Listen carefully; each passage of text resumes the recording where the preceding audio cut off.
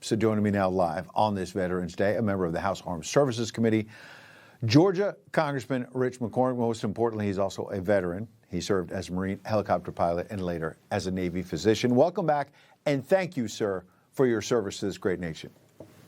Yeah, it was absolutely my honor. I was just with the Marines last night on the 250th anniversary of our beloved Corps in Philadelphia.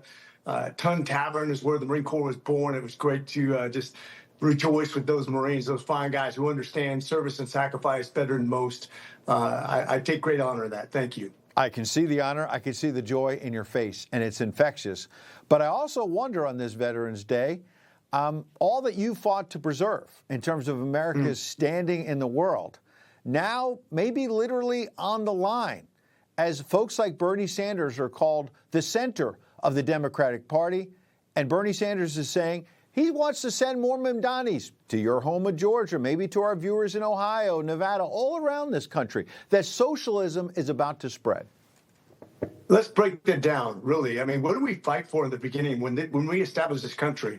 That we said that the individual rights, the only reason that we had a government was to protect the life, liberty, and pursuit of happiness, not to regulate your life, not to be the answer to your morals, not to lord over you. We fought for our ability to protect ourselves, to establish a government that was subservient to the people. Now those socialists, and to be very clear, this is what they want. They wanted to replace your God, your church, your community, your family. It will be the answer to all things. And you'll never be happy with that. So the only way they keep in power is to promise you more things the next time. Be clear about this.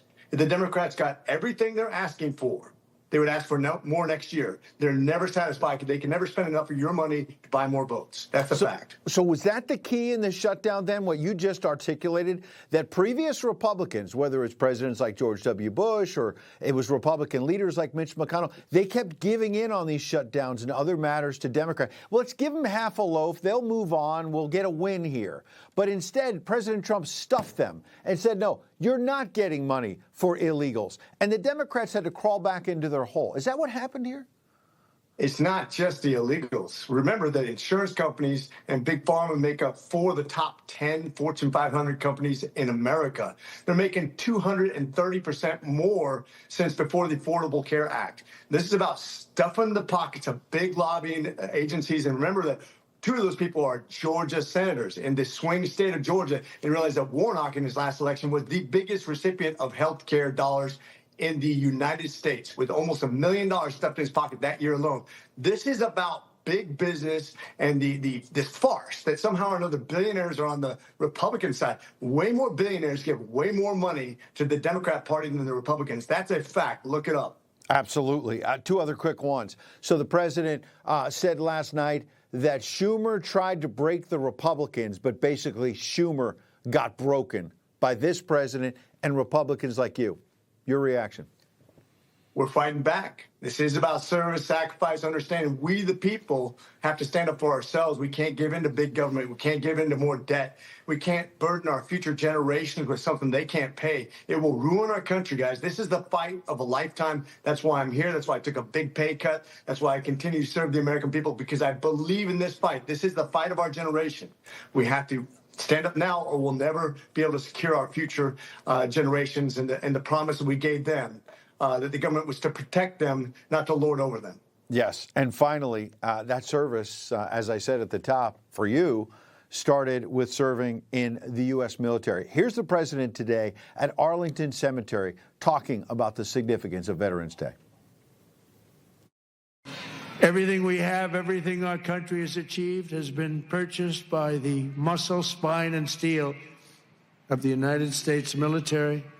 We owe it all to the fierce and noble men and women of the Army, the Navy, the Air Force, Space Force, Coast Guard, and the United States Marines.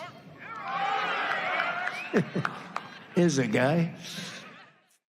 I guess it's appropriate for you that he names all the branches. The Marines are the ones that start shouting out loud. In all seriousness, what does that mean for you around this Veterans Day? It's a special time. Let me tell you, I got several friends that are buried in Arlington. I visit on a regular basis. I hope someday maybe I'll have the honor of being buried there. The sacrifice that we give, not just by the people who who have died in service to their country, but the months we spent away, the years we spent away from our families, the traumatic brain injuries, the limbs lost, the friends lost, the time away from what we know as creature comforts. People who understand sacrifice understand what this great nation is about and the sacrifice required to maintain that liberty. Truly get it. Less than 6% of American population is ever served. Less than 1% is active duty right now. Make sure you reach out to them, by the way, because veterans have about twice, actually over twice the suicide rate as everybody else, because you kind of lose your family when you get out. Make sure you're reaching out to veterans on a regular occasion. This stuff matters. It certainly does. Some beautiful thoughts there.